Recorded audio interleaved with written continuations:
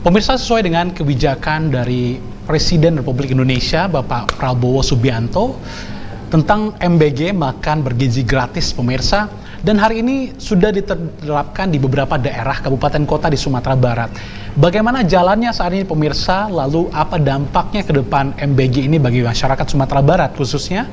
Malam hari ini kita akan bahas selengkapnya dalam dialog tentang makan bergizi gratis di Sumbar. Siapakah? Tanda tanya. Kepada Ibu Kabit terlebih dahulu. Bu Kabit, sejauh ini bagaimana penerapan MBG ini di Sumatera Barat, Ibu, di kabupaten kota mana saja ini? Baik, terima kasih Pak Okta, Bapak Ibu narasumber yang kita hormati dan pemirsa Padang TV dimanapun berada. Selamat malam, salam sejahtera dan semoga kita semua sehat-sehat dalam lindungan Allah Subhanahu wa Ta'ala ya. Penerapan daripada makan bergizi gratis, mungkin yang paling penting oleh kita Pak Okta ya, kita menyadari mengapa penting dan mengapa ini harus kita lakukan ya. Ini mungkin yang perlu kita sosialisasikan kepada seluruh masyarakat kita, sehingga kita semua nanti memiliki satu motivasi, satu semangat untuk mensukseskan program ini.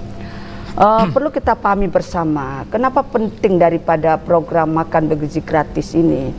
Ini adalah salah satu upaya yang dilakukan oleh pemerintah kita dalam rangka menyosong Indonesia Emas 2045. Kita punya satu PR besar ya, menyiapkan generasi emas yang akan kita istilahnya kita tembakkan di 2045.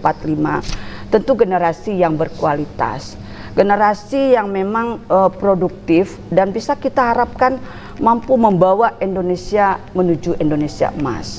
Nah, ini salah satu makna yang harus kita pahami bersama, bahwa untuk menyiapkan sebuah generasi emas tentu pekerjaan yang tidak mudah ya. Kita harus menyiapkan bagaimana sumber daya manusia itu yang memang tidak hanya cerdas secara intelektual dan keterampilan saja, tetapi memiliki kesehatan secara fisik dan mental. Nah, ini jelas kaitannya nanti tidak akan terlepas daripada pola makan dan status gizi daripada anak tersebut. Nah, program ini Pak Okta dan Bapak Ibu pemirsa televisi semua, ini harus kita sambut baik. Karena memang hari ini Provinsi Sumatera Barat menghadapi persoalan gizi.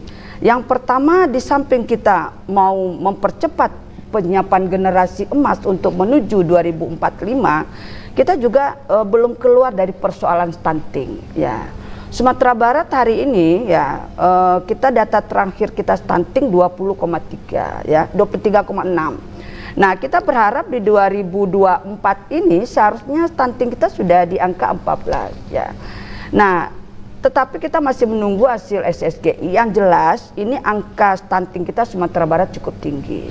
Nah, kita berharap dengan program makan bergizi gratis ini nanti, dua daripada harapan pemerintah hari ini, menyiapkan generasi yang berkualitas, SDM yang produktif, SDM yang sehat dan cerdas untuk menyongsong 2045 dan juga untuk mengurangi stunting, maka perlu kita maknai program ini secara sungguh-sungguh dan penuh keyakinan. Kita punya keyakinan bahwa dengan program ini semuanya akan bisa kita capai. Namun kita memang meyakini Sumatera Barat hari ini terhadap pelaksanaan daripada makan bergizi gratis, kita sudah upayakan secara lintas program dan lintas sektor. Lintas program kita dengan Dinas Pendidikan itu sudah melakukan koordinasi, melakukan sosialisasi internal. Mungkin di Dinas Pendidikan secara internal dengan Dinas Pendidikan, kita di kesehatan juga secara internal, walaupun kadang-kadang tidak secara pertemuan resmi, tetapi melalui adanya sarana online ya, bisa melalui WhatsApp atau melalui Zoom itu sudah kita lakukan. Nah, proses ini nanti akan kita tindak lanjuti terus, karena proses ini baru juga dimulai di Sumatera Barat ya. Ada beberapa kabupaten kota yang sudah mendapatkan lokus sebagai pelaksanaan MBG ini. Nah, tentu secara kedinasan ya, secara kedinasan kita berharap program pemerintah, program utama di tahun 2025 ini kita cermati secara bijaksana dan kita dukung secara bersama. Ya, karena memang masih kita rasakan ya banyak kekurangan, banyak yang belum pas, tapi kita harus yakin konsep daripada program ini jelas untuk sasarannya. Nanti hari ini adalah anak sekolah, nanti kita berharap sampai kepada ibu hamil, kemudian anak balita, sampai kepada ini yang kita harapkan nanti adalah remaja-remaja termasuk yang sasaran masalah gizi ya, ibu hamil kek, anak stunting, anak tidak naik berat badan, itu akan menjadi sasaran dan target kita ke depan. Jadi secara kedinasan Pak Okta mungkin dengan seluruh lintas program dan lintas sektor, kita Sumatera Barat sangat mendukung program ini dan kita berharap ada kerjasama yang baik dari seluruh lintas program dan lintas sektor yang ada di Provinsi Sumatera Barat. Baik, oke. Saya beralih kepada Pak Denas Simon sekarang. Pak Denas, seberapa penting program ini harus dijalankan? Memang udah dari pusat sana begitu ya. Apa dampaknya kalau ke Ibu tadi mungkin memang untuk kesehatan, untuk perbaikan gizi, lalu stunting yang angkanya juga cukup tinggi di Indonesia seperti itu. Bapak sebagai ahli gizi sendiri juga Persatuan Gizi dan Pangan Sumatera Barat, bagaimana Bapak melihat program MBG ini, Pak? Ya, terima kasih Pak Okta dan pemirsa yang saya hormati. Pertanyaannya adalah seberapa penting ya, seberapa penting makanan bergizi gratis ini. Untuk kita ketahui menjawab seberapa penting, tadi sudah diulas dan disampaikan oleh Ibu Kabid ya dari Dinas Kesehatan Provinsi Sumatera Barat, bahwa kita ada persoalan terkait dengan menuju generasi emas 2045. Nah, persoalan kita sekarang itu adalah bicara anak yang pendek, stunting, dan bicara terkait dengan tingkat kecerdasan anak dibandingkan dengan beberapa negara di kawasan kita ini, kita termasuk yang rendah.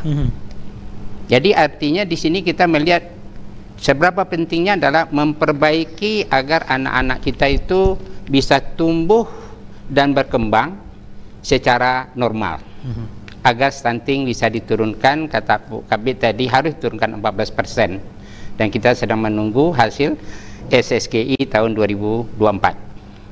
Kemudian adalah kecerdasan. Nah, bicara kecerdasan memang sangat dipengaruhi oleh gizi. You are what you eat.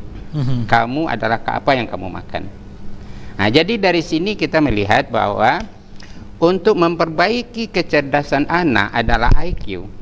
Itu WHO sudah menetapkan bahwa mulai dari kehamilan ibu, bayi, balita, PAUD, sampai usia, kalau WHO itu menetapkan 8 tahun dan kita mengadopsi kira-kira 10 tahun. Jadi lewat 10 tahun tentu kecerdasan anak tidak bisa kita optimalkan lagi. Jadi harus dioptimalkan ke situ. Itu satu.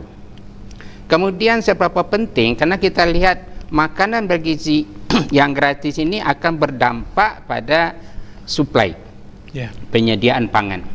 Berarti akan bergerak, kalau koperasi yang akan menyiapkan atau kelompok tani yang menyediakan, kalau itu dilaksanakan di desa, akan ada supply bahan pangan. Multiplier effect ya Pak? Multiplier effect. Dan begitu juga mungkin terkait dengan lapangan kerja, memperbaiki ekonomi.